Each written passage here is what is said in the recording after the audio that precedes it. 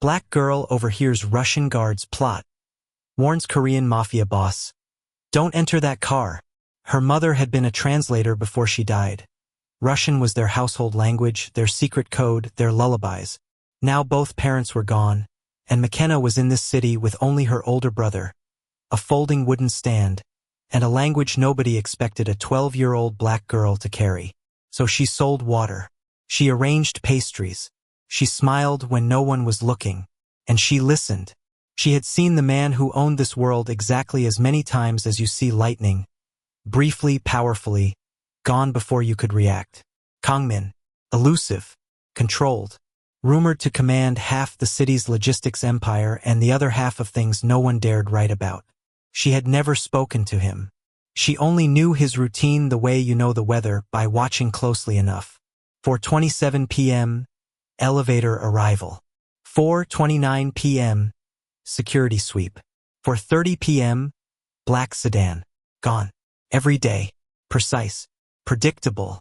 20 floors above the street, Kang-min closed a quarterly report with surgical finality. 38 years old. Self-made. Disciplined to the point of coldness. His rise had not come from luck. It had come from eliminating every variable he could not control. Every minute scheduled. Every person assessed. Every risk weighed before it was taken. Emotion was inefficiency. "Vehicle ready, sir," said Jae-hyun through the intercom. "On time," Kang-min replied without looking up. He expected nothing less. He always got nothing less. 17 minutes until departure. Back on the street, Makena held up a bottle of water to a passing businessman in a pressed navy suit. He didn't slow down. She'd been at her stand since school let out. The afternoon light was turning gold and warm, beautiful in the way that doesn't care whether you're rich or desperate. Her feet ached. Her stock was still half full. But she kept her face neutral, kept arranging, kept watching. Because invisible meant people didn't notice her. And invisible meant people talked. Like now. Two broad-shouldered men had positioned. "We have to move now." But what if it's a trap? "We have no choice, let's go." "Okay, I'm with you. Good. Stay close." Themselves near the loading dock. Dressed like private security, standing like statues, speaking in low, clipped Russian. Anyone else would have heard foreign syllables and tuned out. Makena heard her mother's voice. "Time to his habit," one said. "The device is already fixed beneath the chassis," the other replied. "When Kang-min enters the vehicle, we trigger remotely." Makena's hands went still on a water bottle she'd been holding. She looked at the black sedan at the curb. The sedan Kang-min entered every single day at exactly 4:30 p.m. The one these men were already talking about in past tense, like it was done. Her heart slammed against her ribs. They weren't gossiping. They weren't venting. They were finishing a plan. And she, 12 years old, a girl with a wooden stand and a dead mother's language, was the only person in this entire city who understood what they had just said. Down arrow drop a blue heart if your heart just dropped with hers. Makena speaks Russian because her late mother taught her, and she just overheard two men dressed as guards planning to blow up the car of the most powerful, untouchable man in the city. She has roughly 12 minutes. She's a child. The Real security won't listen to her. The driver won't listen. And Kang-min himself has never once looked at her. Hit like and subscribe to Korean Mafia Tales. Because Kang-min has no idea that the only person standing between him and a remote detonator is a black girl selling water on the sidewalk outside his building. The clock is already running. 4:18 p.m. 12 minutes. Makena stepped toward the uniformed driver standing beside the sedan. "Sir, please listen," she said carefully. "There's something wrong with this car." The driver barely glanced down at her. "Move along, kid. They're going to." "I said move." She stepped back, heat crawling up her face. She tried a guard near the entrance. Same answer. Same dismissal. Same wall of indifference. Invisible again. Except now, invisibility didn't feel like protection. It felt like the thing that was going to get someone killed. Makena had always thought of Russian as something warm. Not a weapon. Not a warning. Warm, like the smell of her mother's kitchen on Sunday mornings. Like the sound of a radio playing low while rain hit the windows. Her mother, Adiz had spoken 4 languages with the ease of someone changing shoes. English for work, Yoruba for home, French for what she called situations that require elegance, and Russian was just for them. Languages are the one thing no one can ever take from you, her mother used to say, pressing the words into Makena's memory like a thumb into soft clay.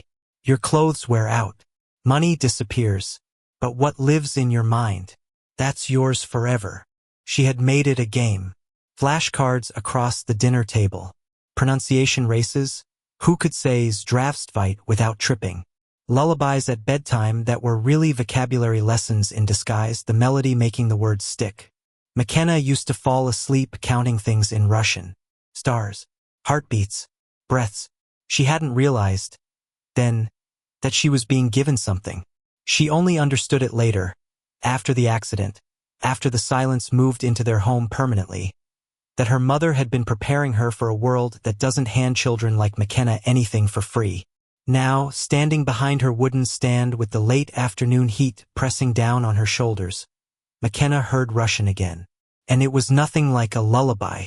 The 2 men near the loading dock weren't speaking casually. She had heard casual Russian. Her mother laughing on the phone with an old friend from Kiev, loose and bright, sentences tumbling over each other. This was different. This was the language pulled tight, stripped down to its load-bearing bones.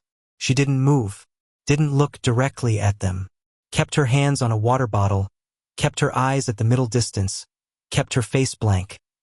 The same practiced blankness she wore when adults talked over her head and forgot she had ears. Confirmed for 4:30, one said. The other responded. Something about the route, about timing. Makena's pulse ticked upward.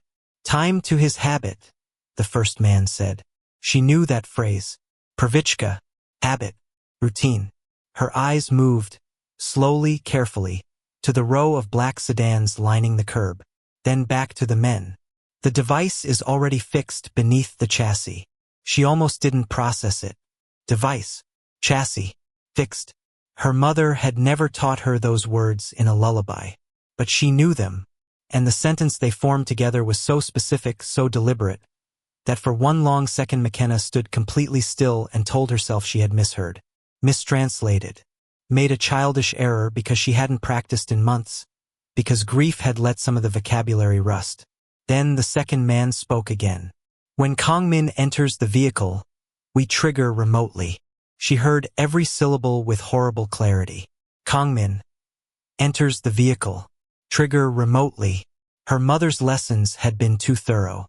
There was no room for misunderstanding. No grammatical merci. The sentence meant exactly what it meant. A timed action, a specific vehicle, a detonation waiting for one man to close a car door. Makena set the water bottle down before she could drop it. Her hands were shaking in a way she couldn't explain to anyone who hadn't just understood, in their dead mother's language, that someone was going to die in 11 minutes. She looked at the sedan. She looked at the building's entrance. She thought, this isn't real.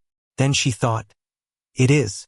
And underneath both of those thoughts, quiet and steady as a lullaby she never forgot, you understood, which means now it's yours to carry. Someone was planning to kill Kang-min, and the only person who knew was her. 20 floors above the sidewalk, the world operated differently. No wooden stands, no aching feet, no noise that hadn't been filtered, approved, and permitted entry. The top floor of the Hanul Trade Center ran on precision the way a watch runs on tension. Every component under pressure, every movement exact, the whole thing only working because nothing was allowed to slip. Kang-min preferred it that way. At 38, he had built the kind of life that looked, from the outside, like power. From the inside, it was something more specific, control. Power was what other men chased. Loud, visible, hungry for applause. Control was quieter. Control meant that when Kang-min walked into a room, outcomes had already been arranged before he arrived. He stood at the floor-to-ceiling window now, reviewing a report without reading it. His eyes moved across the columns of figures with the detachment of a man checking whether he had already accounted for. Below, the city moved in its usual tangle: cars, crowds, the anonymous machinery of other people's lives. He observed it the way he observed most things. Useful data, no emotional charge. He had not always been this way. But the version of himself that hadn't been this way had made mistakes. Costly ones. Mistakes he had spent the better part of a decade burying so deep they no longer had names. Now he had rules instead. Trust the system, not the person. Verify everything. Feel nothing that interferes with the next decision. It was not a cold philosophy. It was an efficient one. Sentiment was a variable he could not price, and Kang-min did not operate with unpriced variables. Sir.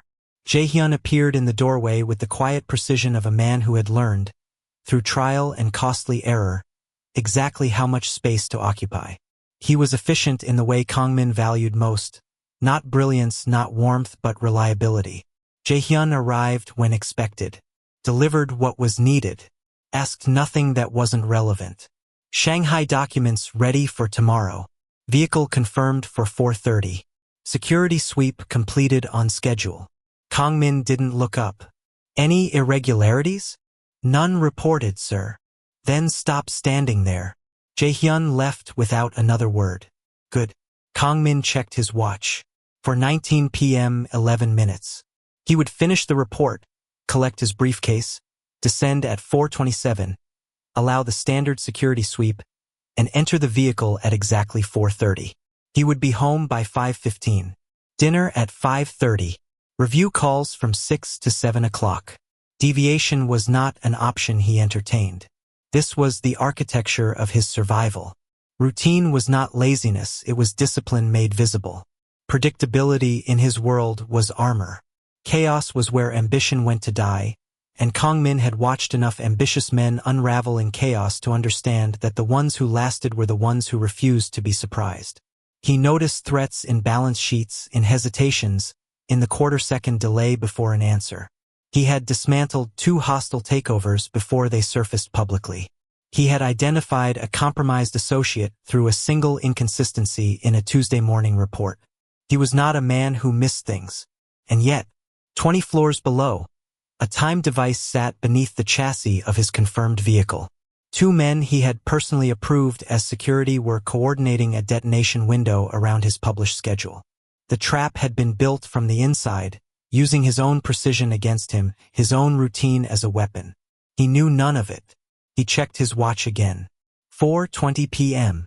10 minutes to departure. Exactly on time. For exactly 30 seconds, Makena did not move. She stood behind her stand with her hands flat on the wooden surface and ran through every reason the men might have been speaking innocuously. A film production. A security drill. A conversation she had misunderstood because her Russian was rusty, because she was 12, because she was tired and her feet hurt, and sometimes the mind builds catastrophe out of ordinary noise. She ran through every reason. None of them held. The device is already fixed beneath the chassis. When Kang-min enters the vehicle, we trigger remotely. There was no innocent version of that sentence. She looked at the digital billboard across the street. 4:18 p.m. 12 minutes. The city didn't know. That was the strangest part. The part that made everything feel slightly unreal, like a dream where only you can see the fire. Office workers streamed past in tailored coats. Phones pressed to ears, coffee cups in hand. The whole ordinary current of a Wednesday afternoon moving exactly as it always did. A delivery truck idled. 2 women laughed at something on a shared screen. A child pulled at his father's sleeve. 12 minutes. 11 now. Do something, Makena told herself. So she did. The driver, Kang-min's driver, the one who stood beside the lead sedan with his hands clasped and his face professionally neutral, was the first person she approached. He seemed the safest option. Not a guard. Not one of the men she'd identified near the loading dock. Just a man doing a job. Sir. She kept her voice low, careful. Please listen. There's something wrong with that car. He looked down at her with the particular blankness of someone who has categorized you before you've finished speaking. Move along, kid. I'm not, I heard something. The men near the loading dock. They were saying. I'm working. He turned back to the vehicle. Makena stood there a moment longer than was comfortable, then stepped back. She tried a guard near the entrance next. Older, standing with his arms crossed, scanning the street with an expression of professional boredom. She told him there was a problem with the vehicle, that she'd heard something alarming, that someone needed to check beneath the car before. "You need to move away from this area," he said, cutting across her words like they were traffic noise. "Now." Dismissed. She tried a woman at the building's front desk, visible through the glass. Got as far as the revolving door before a different guard stepped into her path without a word, simply blocking her with his body, his expression making clear she had already used up whatever small allowance of patience the building extended to girls like her. She walked back to her stand. The city kept moving. Indifferent, bright, perfectly ordinary. 4:23 p.m. 7 minutes. Makena pressed her palms flat on the wooden surface again and breathed. This was the thing no one told you about moments like this, that they didn't feel heroic. They felt like standing in a current that was moving faster than your legs could manage, and the only question was whether you grabbed something or went under. She was not brave right now. She knew that. Brave was a word for after. This was something uglier, responsibility with nowhere to go, fear of being wrong, arm wrestling, fear of staying silent, and silence starting to lose. No adult was going to listen to her, which meant there was only one option left. She had to reach Kang-min himself. At 4:27 p.m., the lobby doors slid open. Kang-min moved the way powerful men move when they have never once been questioned in a hallway. Forward, unhurried, surrounded by structure that had been arranged, as always before he arrived. 2 security personnel flanked him. Jae-hyun walked a half step behind on the left, tablet in hand, already managing tomorrow. The revolving door gave way. The afternoon light hit the group and scattered.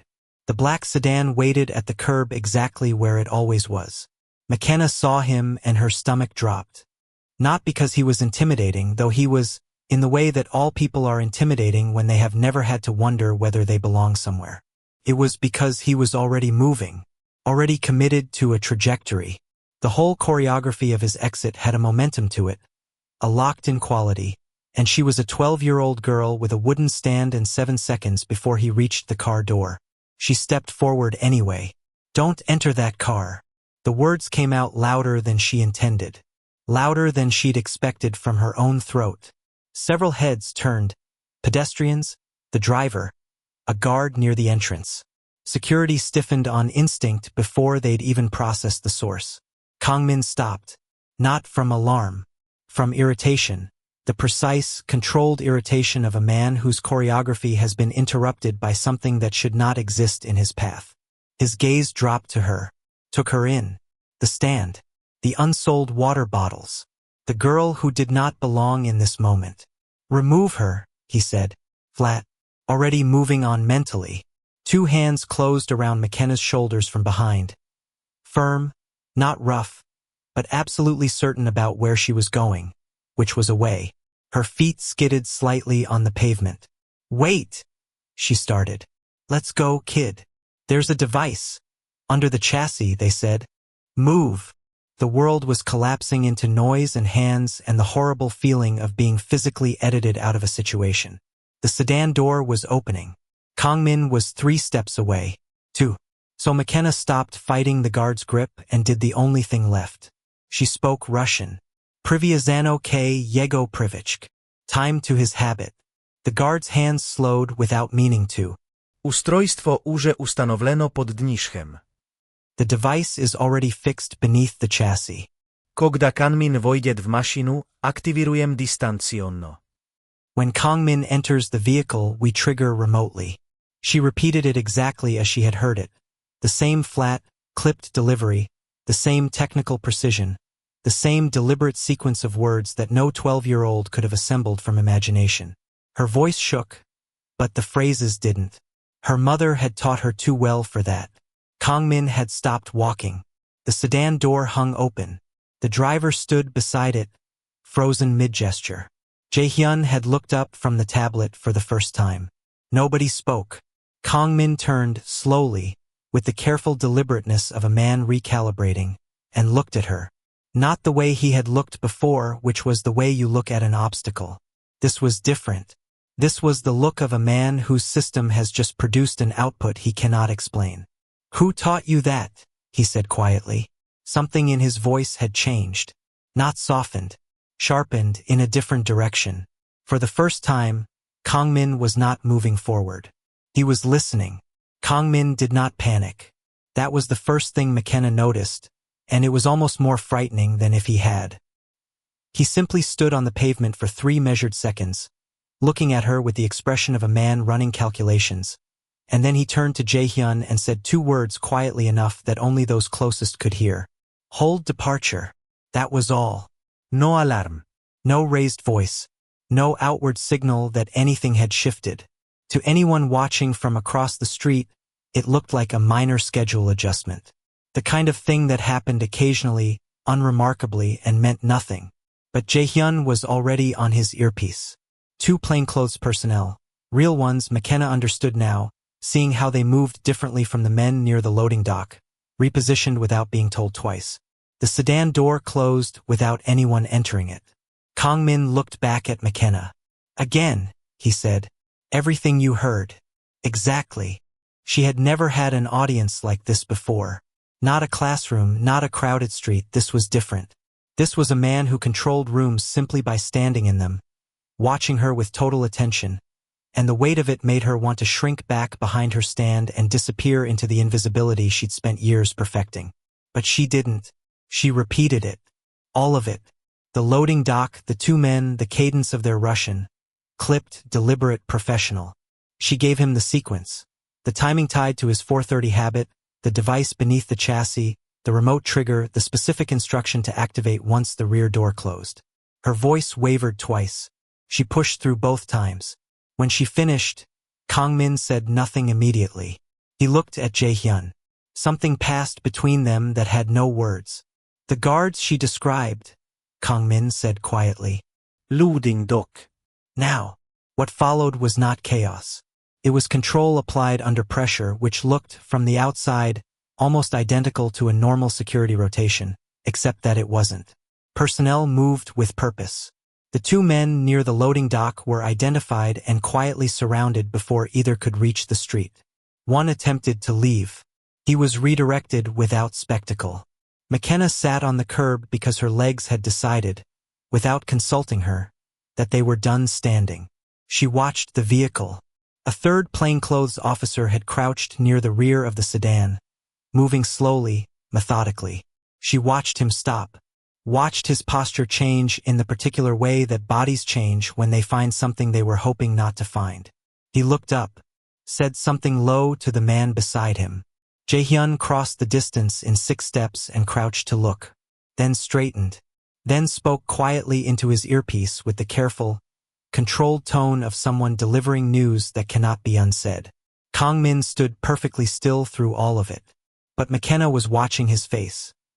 Not his posture, not his hands, just his face, and she saw the moment it landed. Not collapse, not fear, but something more unsettling than either. The expression of a man who has built his entire existence on the certainty that his systems will protect him, discovering, without warning, that they almost didn't. He had identified threats in spreadsheets, in hesitations, in Tuesday morning reports. He had not looked at the sidewalk. He had not seen her.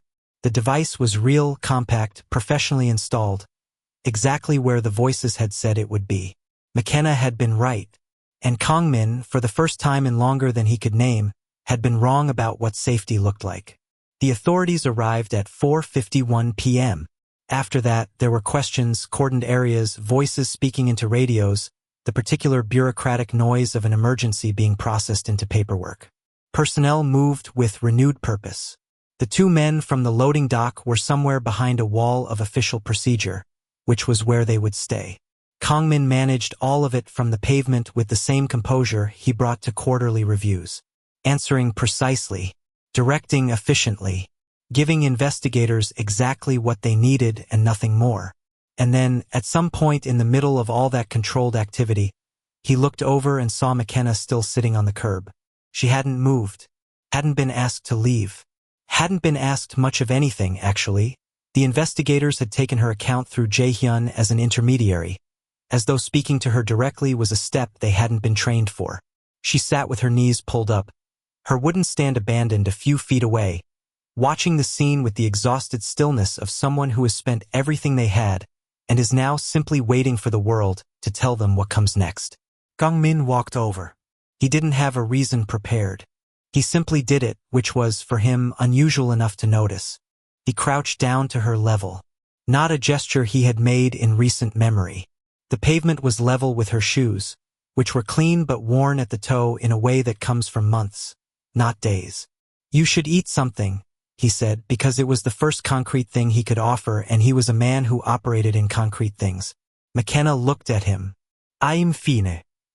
She wasn't particularly, but she said it the way children who have learned not to need things say it, reflexively, without drama. He stayed crouched. This was what surprised him later, when he replayed the afternoon with the same forensic attention he gave to everything. That he stayed. That he didn't delegate the conversation to Jae-hyun and returned to restructuring his security protocol, which was the efficient thing to do and the thing every instinct he'd built over 20 years was pulling him toward. Instead he said, "Why did you help me?" Makena considered the question with a seriousness that made him feel, strangely, that he had asked something worth asking. "Because I understood what they were saying," she said. "And if you understand something," she paused, and he recognized the cadence of a phrase being retrieved from memory, from someone else's voice. "That means it belongs to you." He was quiet for a moment. "You risked your safety for someone you've never spoken to." She shrugged with one shoulder. "You were going to die." As though that were the complete logic. As though it required nothing further. Kang-min stood slowly. He looked at the wooden stand. The remaining water bottles arranged in their careful rows. The homemade pastries wrapped in modest packaging. The entire small economy of a 12-year-old survival, set up every afternoon 20 feet from his building's entrance. He had walked past it. Every day. For however long it had been there. He had not seen it once. That was the thing that settled into him now. Not the bomb, not the betrayal inside his organization, not the failure of the security apparatus he had trusted with his life. Those were problems with solutions. He knew how to solve problems. This was different. This was the realization that his systems had been perfect and his vision had been narrow, and the distance between those two things had almost killed him. The attack had been stopped.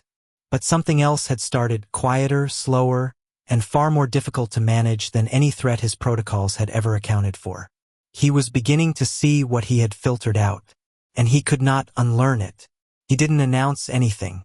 That was the first sign that something had genuinely changed, because Kang-min had spent his career understanding that announcements were for men who needed validation, and he had never been one of those. When he restructured his security apparatus in the week following the incident, he did it quietly. New personnel. New verification layers. Internal reviews that asked uncomfortable questions about who had hired whom and when. All of that was expected. Procedural. The logical response to a structural failure. What was not procedural was what happened on the Thursday after. He arrived at the office at 7:15 a.m. as always, took the elevator as always, reviewed his morning briefings as always. But when he crossed the lobby at noon to inspect a facilities report in person, something he would normally have delegated, he stopped at the entrance and looked at the street outside with the specific attention he usually reserved for balance sheets. He counted 7 people he had never registered before. The woman with the newspaper cart on the east corner. The 2 maintenance workers replacing a bollard near the entrance. How long had that been scheduled? The elderly man who appeared to sell nothing in particular but was always there. A constant Kang-min had absorbed so thoroughly, he had become invisible as furniture. And Makena at her stand, arranging bottles with the focused economy of someone for whom wasted motion is a luxury. He watched for 60 seconds, then went back inside and said nothing to anyone. But he had looked. The changes came without press releases or ceremony. A facilities improvement request was approved for the block surrounding the trade center. Better lighting, repaired pavement, a covered area near the east entrance that had been discussed in maintenance reports for 2 years without movement. It moved now. A procurement adjustment quietly redirected a portion of the building's daily catering spend to 3 local vendors within a 4-block radius. The reasoning logged in the system was operational efficiency. Nobody questioned it. A funding allocation appeared in the district's education infrastructure budget, language programs, Youth development, after-school resources. It had no unveiling, just a line item and a dedication that took up 4 words. Jae-hyun, who processed most of this paperwork, said nothing. But he noticed. He noticed the way careful people notice things, by filing the information somewhere quiet and drawing no conclusions aloud. Makena noticed things too, the way she always had, by watching. The pavement outside her stand was smoother. The overhead covering that appeared one Tuesday kept the afternoon heat off her bottles, which meant cold water sold better. 2 of the regular office workers who had never once slowed down began stopping, not every day but sometimes, and paying without looking at the price first. She didn't know why things were shifting.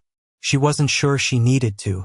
What she knew was that occasionally, when the black sedan arrived and the building's rhythms moved through their familiar choreography, the rear window came down briefly.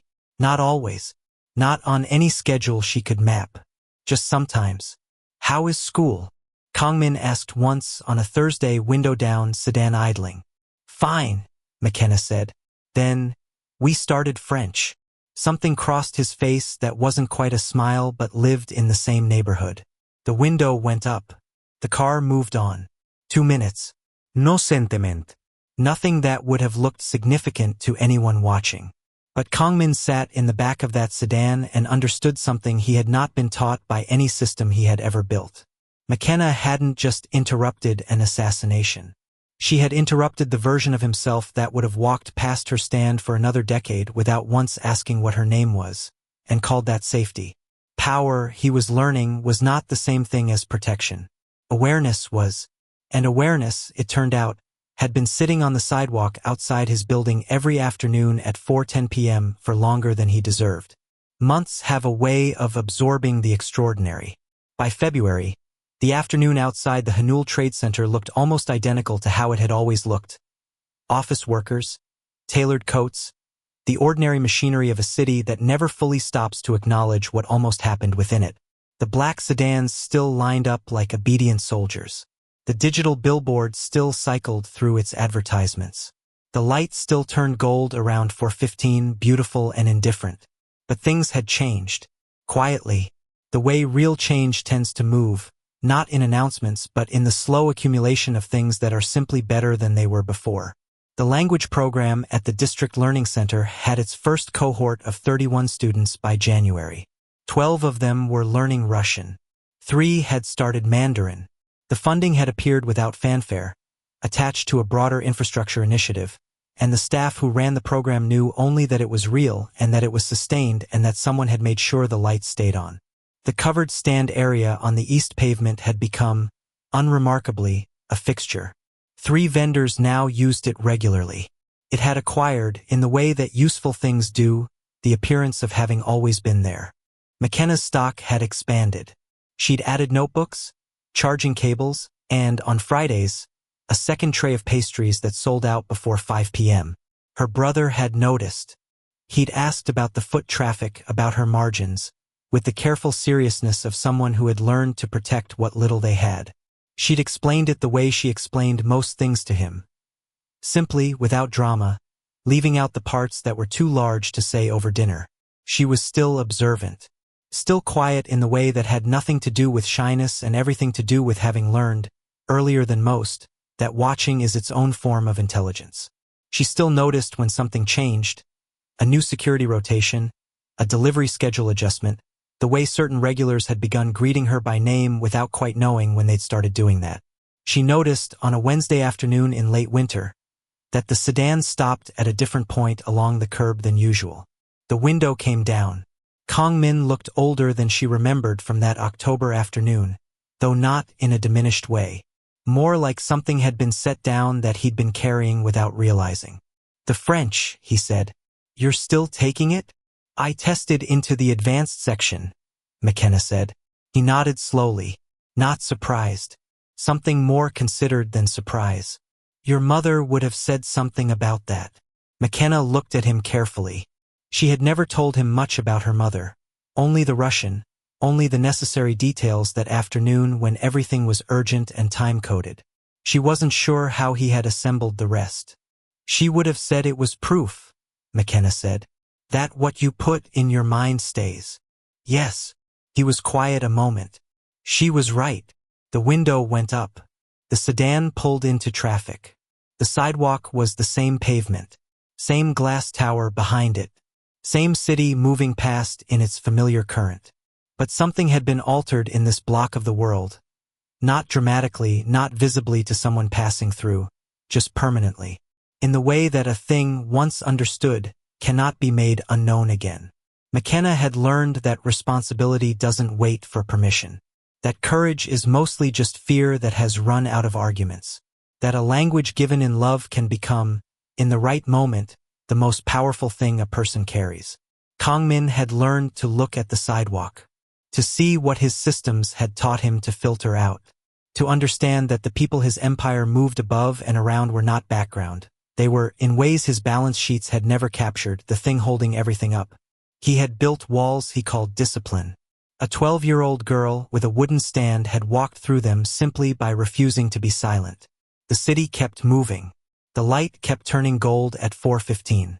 And on the east pavement of the Hanul Trade Center, in the covered space where Makena arranged her stand each afternoon, a small laminated sign had appeared some weeks ago. No one had officially placed it. No one claimed responsibility for it. It read simply, "For those who are seen too late." If you enjoyed the story this far, don't let it end here. Hit that subscribe button so you never miss the next chapter and enjoy more story from us. And if this story gave you chills, drop a like and share it with someone who loves powerful romance with a dangerous edge. Your support keeps these stories coming. Thank you.